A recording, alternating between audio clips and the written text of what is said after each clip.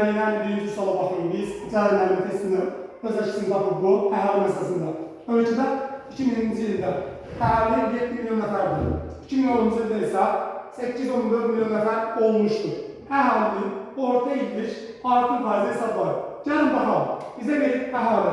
Biz ilk öncə əhali arasında fərqi tapırıq. 814-dən çıxır 7 milyonu, qalır 1,4 milyon nəfər.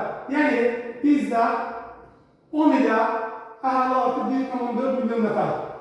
Biz 7 milyonu götürürük burada 100 faiz, 1,4 milyonu da götürürük biz 200 faiz.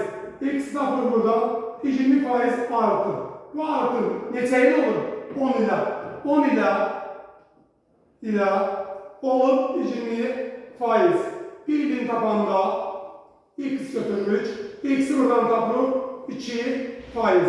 Deməli 10 il ərzində orta illik artım faizi əhali ildə 2 faiz artır.